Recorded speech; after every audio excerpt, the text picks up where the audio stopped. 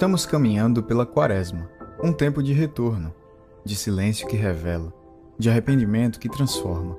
É o caminho da cruz, o caminho que prepara o coração.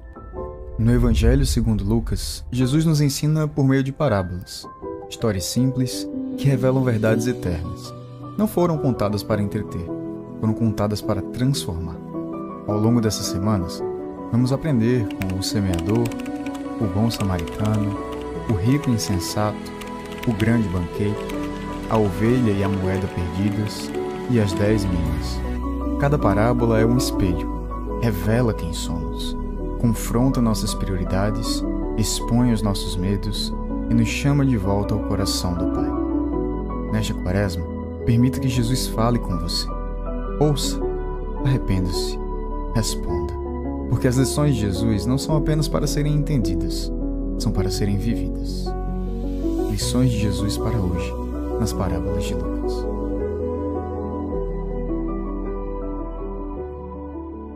Bom dia família! Gente, eu estava com tanta saudade de vocês, mas com tanta saudade de vocês. Nós conseguimos como família tirar 15 dias de férias, foi um tempo muito precioso. Estivemos viajando, aproveitamos para fazer muitas conexões.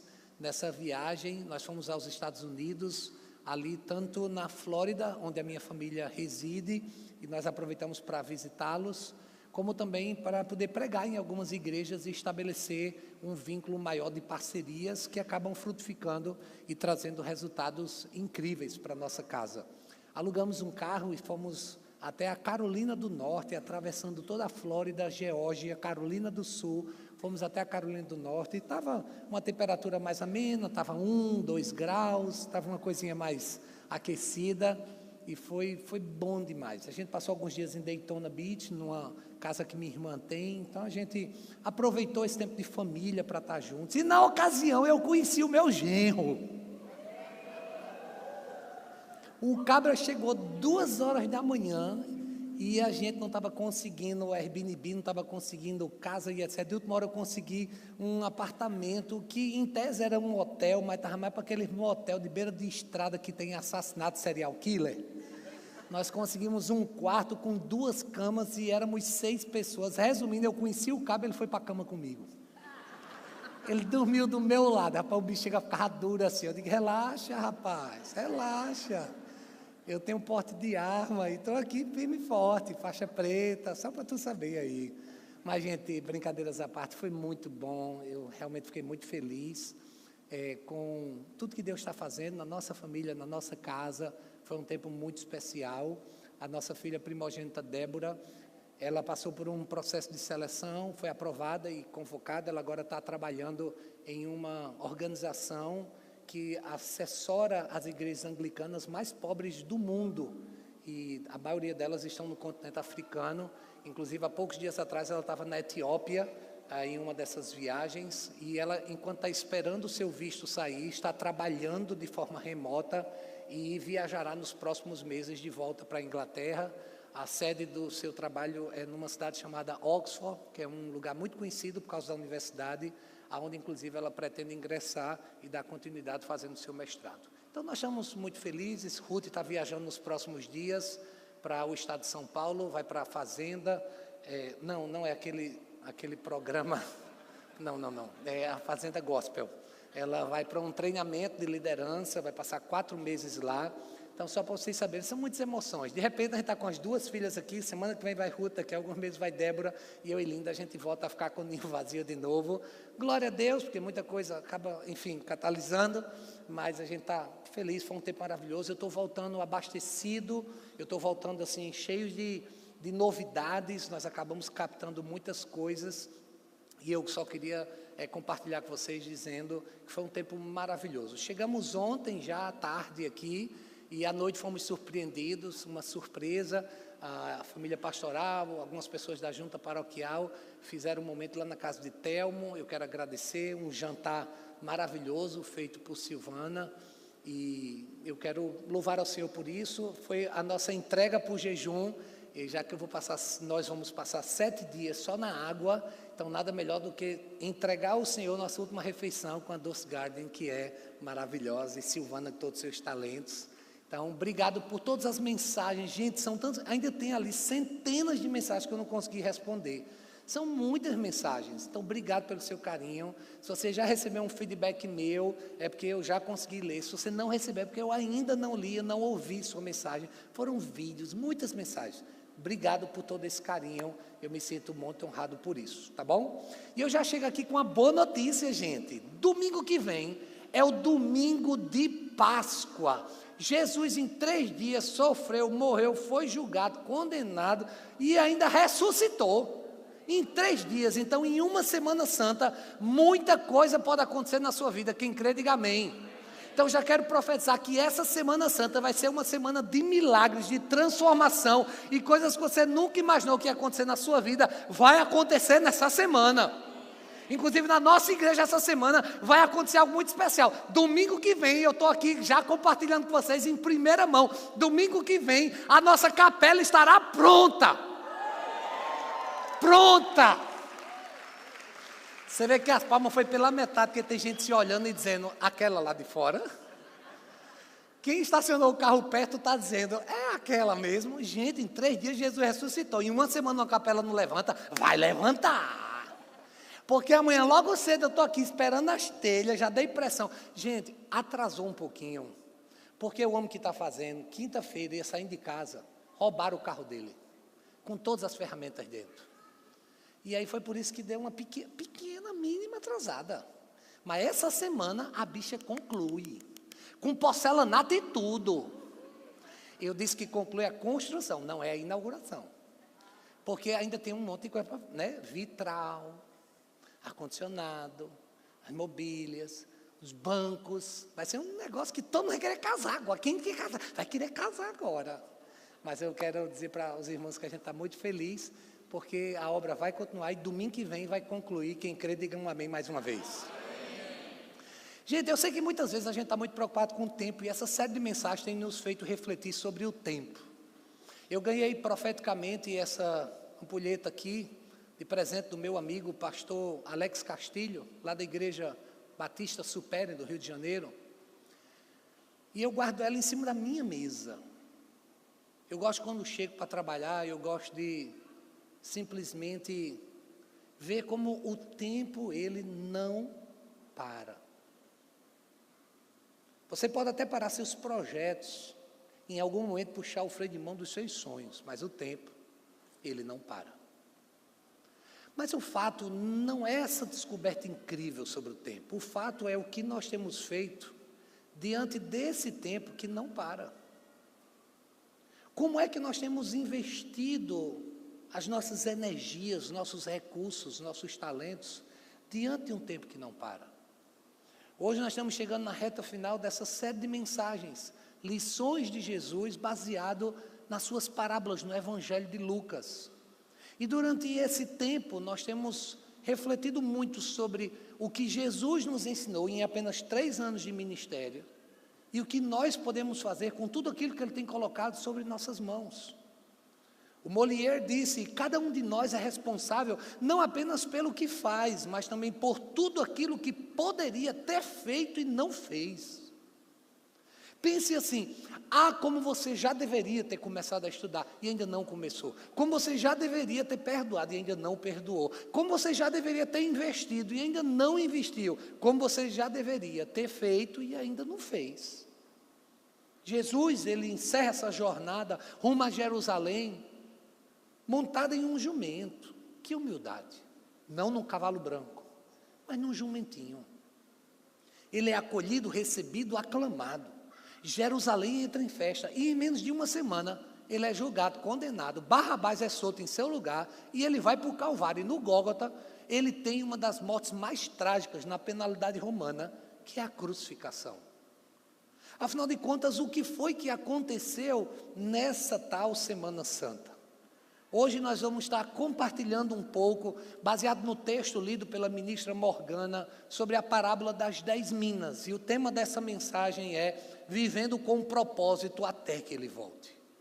É enquanto o meu tempo não termina, enquanto Jesus não volta, eu vou fazer com que cada segundo da minha vida tenha um propósito.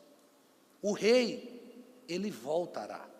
E quando ele vier, ele pedirá contas de tudo aquilo que nós fizemos ou deixamos de fazer, quando deveríamos ter feito. Um dia nós vamos nos apresentar diante do rei, e a pergunta que não quer calar é: o que fizeste com aquilo que eu te concedi? A nós homens ele perguntará: o que você fez com a família que eu confiei a você? A esposa que você deveria ter amado, como eu amei a igreja e dei a minha própria vida por ela. Aos filhos que são flechas que você não quer tirar de jeito nenhum da aljava e não quer enviar. Sobre os recursos, sobre as bênçãos, sobre os certificados, sobre tudo aquilo que eu coloquei em suas mãos. O que é que você tem feito com tudo isso? O tempo está passando e talvez enquanto eu esteja pregando, você está perguntando: Jesus, não volta hoje não, porque ainda tem tanta coisa para ser feita. Mas a pergunta é: você já entendeu que o tempo está passando e que ele vai voltar? O que é que hoje você está disposto a fazer? Cada vida, cada dom, cada oportunidade é uma mina celestial. A missão é clara. Façam esse dinheiro render até que ele volte. É isso que Jesus diz. Ele pega 10 pessoas, dá 10 minas, ele dá dinheiro para cada uma dessas pessoas e diz: façam com que esse dinheiro frutifique. Escute, não é sobre manutenção, é sobre expansão. Nós não podemos ser medíocres a tal ponto de querer apenas manter o que já temos. E isso é uma bênção, manter. Mas nós não podemos nos deixar levar por esse sentimento medíocre de manutenção. Pausa nessa história, só para entrar no devocional de hoje. Não sei quantos aqui já leram. A história de Davi lá na caverna do Adulão. Que história. E tem uma hora em que Deus diz a Davi na caverna: não fique nesse lugar seguro, vá. Eu escrevi bem grande na minha Bíblia. Nessa Semana Santa o Senhor está te dizendo: saia dessa zona de conforto e comece a fazer sacrifícios, porque não existe ressurreição sem crucificação. Amém. É por isso que essa semana nós decidimos fazer algo especial: 7 dias de jejum só na água. Uma criança me perguntou: Bispo, o senhor está descalço de novo? Eu digo que são 7 dias de Semana Santa. Eu quero viver 7 dias montado num jumentinho, descalço, com humildade, para poder trazer Cristo à minha vida.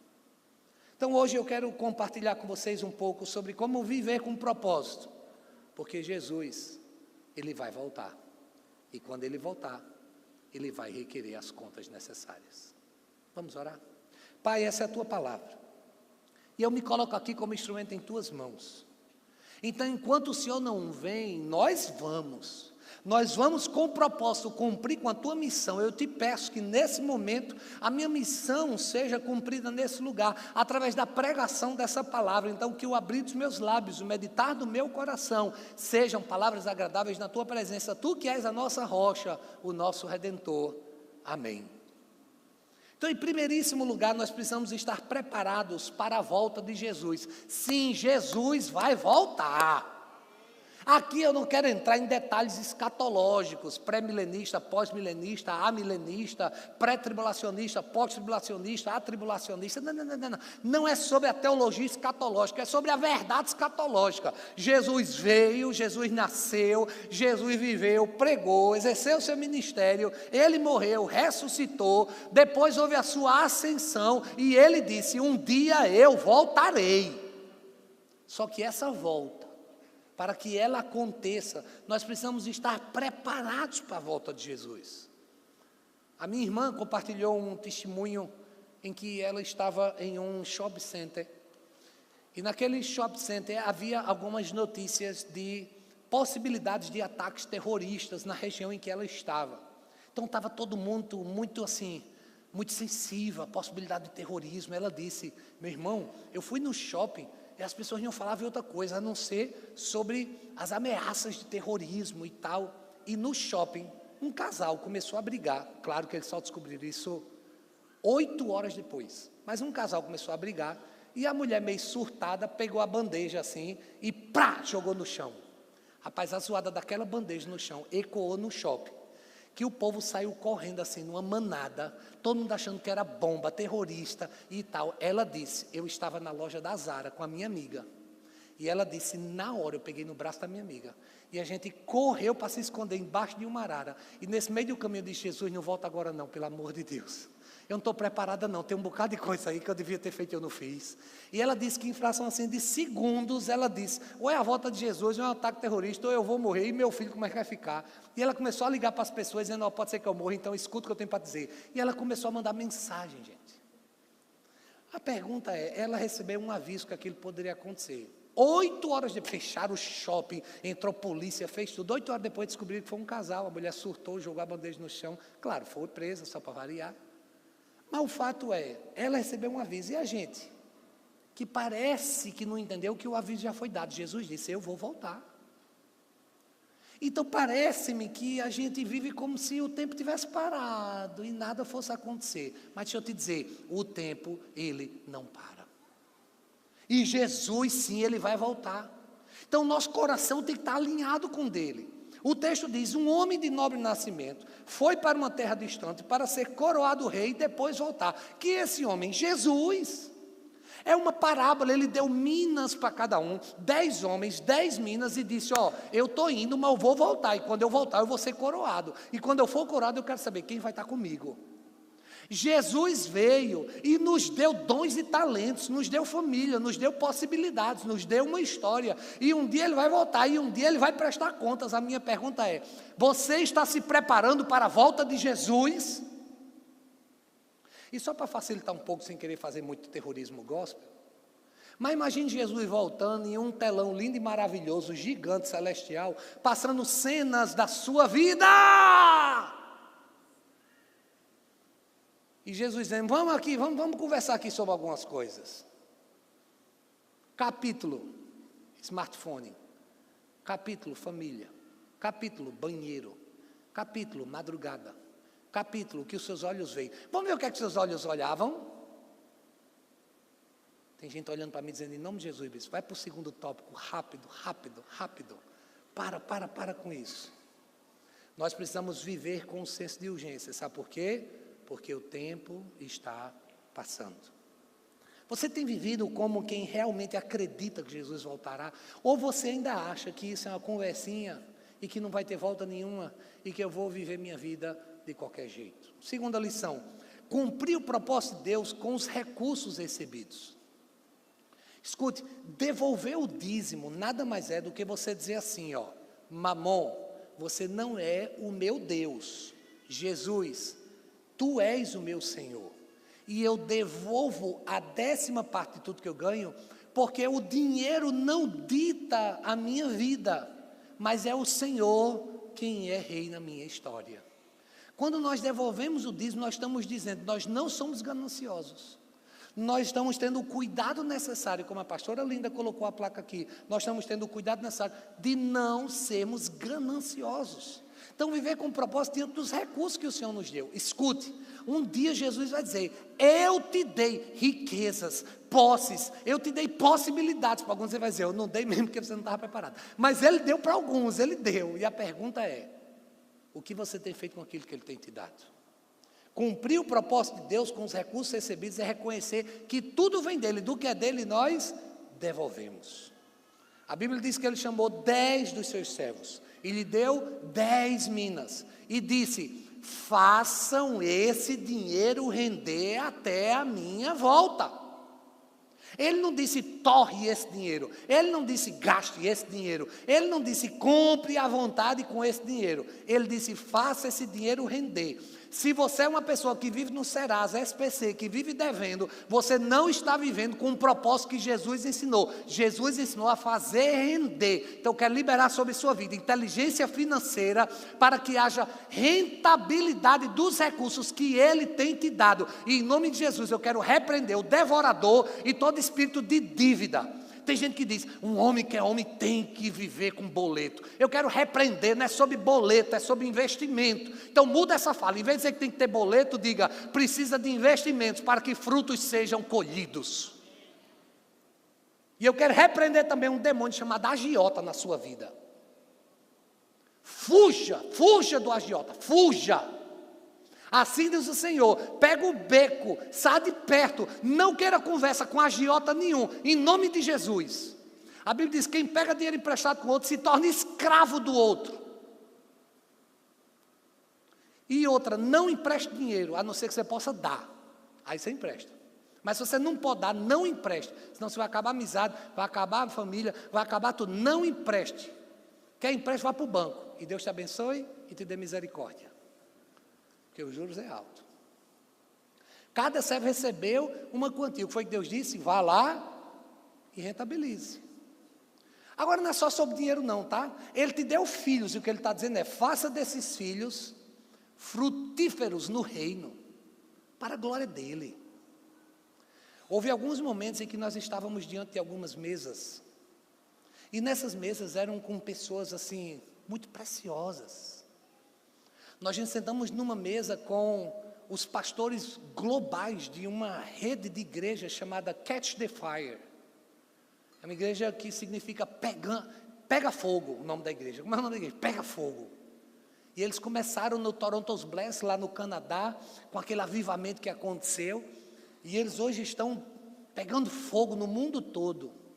Então a gente estava sentado com eles, compartilhando e etc. Depois do almoço, um frio de torar, todo mundo agasalhado e etc. A gente foi orar, esse cara liberou uma unção sobre a minha vida. Eu comecei a suar, tirei os casacos, fiquei só de camisa, suando um fogo dentro de mim, que parecia não acabar. Eita, povo incendiado, pensa na unção.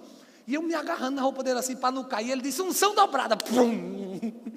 Parecia sabe assim, Thundercats. Uou! Foi um negócio incrível, um fogo aqui dentro, comecei a suar, todo mundo agasalhado, e eu tirando a roupa de tanto calor que estava dentro de mim assim. Mas na mesa, houve um momento em que ele parou e perguntou para Débora, depois ele parou e perguntou para Ruth, e vocês, o que é que vocês estão fazendo no reino? E eu disse para elas que uma das minhas maiores alegrias nessa viagem, não foi ver o pôr do sol de Daytona Beach, que foi lindíssimo. E nem foi viajar sobre as montanhas da Carolina do Norte. Foi vê-las dizendo, eu tenho dedicado minha vida ao Senhor. Débora, aos 15 anos, foi enviada como uma flecha, estudou nos Estados Unidos, voltou, fez faculdade e foi novamente, concluiu o seu curso, investiu 3 anos lá nos Estados Unidos, se preparando, voltou, passou 1 ano conosco, serviu na igreja local, foi para a Inglaterra, cumpriu 1 ano em 2 igrejas, a New Life Church e a St. Luke, e ela serviu lá e agora voltou, e agora vai para Oxford para servir. Gente, não tem nada que alegre mais o coração de um pai do que ouvir sobre isso. Ruth falando sobre seu tempo, sua dedicação, seu curso tão nova, e já podendo fazer tudo isso, falando do tempo que ela vai para a fazenda, que é lá do Dunamis Farm, e o pessoal conhece muito o pastor Teófilo Hayashi, e ela disse, eu estou indo para lá, e o pessoal, uau, que bênção, que privilégio, que oportunidade. E gente, eu olhava para a Linda assim e dizia, está vendo, amor? Está dando certo. As flechas estão voando. Falta só Ruth encontrar um namorado. Que não vai ser nessa bendita fazenda, em nome de Jesus. Pelo amor de Deus, do agro não dá não para nós. O fato é que nós precisamos investir, gente. Investir no reino, entendendo que a nossa vida é o que realmente importa. Porque o tempo, parece que ele parou, mas o tempo, ele não para. Terceira lição que nós temos hoje é sobre a importância de prestar contas da vida a Deus e às pessoas. Escute. Nós precisamos prestar contas, sim. Eu viajei de férias. Custa nada eu chegar aqui e prestar contas para a igreja. Sabe como é o nome disso? Transparência. Nós precisamos ter transparência. A gente não precisa viver de segredo. Claro, tem coisa da nossa individualidade, da intimidade, que parece que eu não sei muito bem o que é isso, mas enfim. Mas o fato é que a gente precisa aprender a prestar contas. Se a minha esposa me pergunta, onde você estava? Não, ela não é uma detetive. Eu estou prestando contas. O nome disso é casamento, é relacionamento. Se você pergunta para o outro sobre alguma coisa, isso é prestação de contas. A gente precisa ter. A gente precisa entender a importância da prestação de contas. É vida na vida. Uma pessoa aqui da igreja chegou para mim e disse: bispo, eu estou aqui em oração e etc, para me relacionar com fulano, queria que o senhor orasse por mim, eu já estou prestando contas aqui de um sentimento que eu estou, ai que bênção, Deus abençoe, vou estar orando, espero que dê tudo certo. Isso é pressão. Eu não vou autorizar, eu não vou dizer se pode, se não pode, só essa aí que está chegando agora que eu posso, mas outras de jeito nenhum, é prestação de contas. Nós precisamos aprender a prestar contas, porque afinal de contas, um dia o rei vai voltar. Agora escute, prestação de contas não é manipulação, prestação de contas é entender que o tempo não para e tudo aquilo que o Senhor tem nos dado, nós precisamos devolver. É sobre nós retribuirmos, é sobre nós apresentarmos, é sobre nós darmos um relatório. Afinal de contas, quem é contador sabe muito bem a importância disso, é uma nota fiscal, é você simplesmente comprovar aquele recurso que foi investido. E a gente tem a responsabilidade. O texto nos diz no verso de número 15, quando o rei voltou, ele mandou chamar os servos para saber quanto tinham lucrado. Veja, não é saber como os servos estavam, não é saber se eles estavam fazendo uma boa manutenção, era quanto eles tinham lucrado. Escute, lucro é resultado, resultado é fruto, fruto é o investimento que a gente faz, e a gente tem que prestar contas. O Senhor tem nos dado família, recursos, vida, ministério, e nós precisamos chegar diante dele e dizer: Senhor, o Senhor tem nos dado isso, e o que nós temos para apresentar é exatamente isso. Nós precisamos aprender a importância da prestação de contas, porque esse é um princípio bíblico. Todos nós um dia nós estaremos diante do Senhor, prestando contas de tudo o que fizemos. Inclusive, vizinha, muito obrigado. A vizinha aqui, ela é nossa vizinha, porta com porta. Ela um dia viajou, pediu para nós cuidarmos das plantas dela, e agora a gente precisou viajar, a gente disse: está na hora de retribuir. Vizinha, eu disse aqui para a Silvana, nossas plantas estão mais bonitas ainda. Inclusive, quer saber o que é que você fez. E obrigado por aquele presentinho de boas-vindas. Veja, o resultado que eu vi nas plantas é uma prestação de contas do que a vizinha fez com as nossas plantas. Obrigado, ficou incrível. Eu quero saber qual é o segredo. Até o nosso cacto está frutificando, florescendo. Deus está te dando unção de frutificação, hein? Eu creio nisso. Quem crê, diga amém. Viu? A igreja já gerou uma expectativa em você. Mas é prestação de contas. Imagine que alguma daquelas plantas não tivesse dado certo. A orquídea está a coisa mais linda do mundo. A pergunta que não quer calar é: ela prestou contas com os resultados, e você tem prestado? Ou você esconde? Ou você burla, mete maquiagem e fica escondendo a realidade? O tempo está passando. E como disse Andy Stanley, a igreja não pode apenas se reunir em fileiras, nós precisamos nos reunir em rodas, porque o nome disso é prestação de contas. É por isso que eu amo as células. Porque na célula eu presto contas, na célula é vida na vida, na célula eu posso abrir meu coração e dizer do meu dia, das minhas lutas, de tudo aquilo que eu tenho passado. Aqui na igreja, uma pessoa passou por grandes dificuldades, eu só fiquei sabendo depois que superou tudo, e eu pedi perdão por não ter acompanhado. Ela disse: não, bispo, o senhor não acompanhou, mas a igreja acompanhou. Eu disse: mas como foi isso que eu não fiquei sabendo? Ela disse: mas minha célula, ela estava sabendo, ela me ajudou, e hoje está tudo bem, graças a Deus. É sobre nós entendermos a importância dessa prestação. E quarto e último lugar, é crer que Deus, Ele recompensa os que servem. Deus tem uma recompensa para a sua vida, então esteja pronto diante desse tempo que não para, a semear de uma forma inteligente, para que os recursos que você tem investido venham trazer uma grande frutificação. Quando a gente vive com um propósito, entendendo que o tempo não para, o Senhor nos dá a habilidade necessária, para que através dos dons, das minas que Ele nos deu, possa haver lucratividade e resultado. Eu creio nessa Semana Santa, que nós não vamos ressuscitar, se não estivermos prontos a sacrificar. É tempo de investir, sacrificar, morrer, se doar, para que a ressurreição, para que a vitória, para que a conquista aconteça na sua vida. E é por isso que nós precisamos entender a importância da recompensa. A Bíblia nos diz que quando aqueles 10 foram chamados, um disse: eu multipliquei, o Senhor me deu 5, agora eu tenho 10. O outro diz: o Senhor me deu 5, agora eu tenho 3. Só que teve um que disse: Senhor, eu fiquei com tanto medo do Senhor, que eu enterrei, eu fiquei com medo, então eu guardei embaixo do colchão. E a Bíblia nos diz que o Senhor falou para aquele que conseguiu lucrar: muito bem, meu bom servo. Será que essas serão as palavras que o Senhor dirá para você? Ou você vive como se o tempo não passasse? Pois que tal agora, nesses segundos finais dessa mensagem, você se preparar para ouvir essa palavra do Senhor. Muito bem, meu bom servo, por ter sido confiável no pouco, governe sobre as 10 cidades. Será que essa é a palavra que você vai ouvir do Senhor um dia? Porque no verso 26 ele diz: eu, porém, lhes digo, que a quem tem mais será dado, mas a quem não tem, até o que tiver, lhe será tirado. Isso aqui é justiça celestial. Isso aqui ele concede e ele espera. E você retribui e ele recompensa. Essa parábola nos ensina que Deus ele não espera que a gente faça tudo, mas que a gente seja fiel com o que ele nos confiou. Ele não vai nos julgar fazendo comparações, mas pela fidelidade que nós temos. A vida não tem um botão de repeat. Eu quero repetir, eu quero mais uma chance. Não.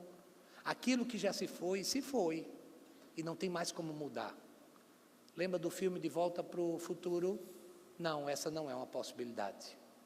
Mas hoje é um novo dia. Hoje começa a Semana Santa. Hoje o Senhor está te dando mais uma mina, mais um tempo, mais uma jornada, mais um ciclo. Ontem eu completei 48 anos de idade. E a pergunta é: enquanto esse 48º ano está passando, o que eu estou pronto para fazer? Hoje eu estou pronto para colher frutos, confirmando 4 novos membros. E aqui nesse altar, vendo vidas se entregando ao Senhor. Enquanto Ele não vem, eu vou. Eu espero que você vá comigo. E hoje nós vamos colher frutos de vidas que, entendendo que o tempo não passa, vai tomar uma decisão de se entregar nesse altar e entregar a sua vida. Então, se você deseja entregar a sua vida a Jesus, se reconciliar, ou entende que essa igreja pode ser uma família para você, hoje você vai ter essa oportunidade. Mas enquanto o tempo está passando, eu quero preparar o seu coração para que essa grande colheita aconteça. Se essa palavra está fazendo sentido para você, eu quero convidar você a ficar em pé no seu lugar. E juntos agora fazemos dessa canção a nossa oração.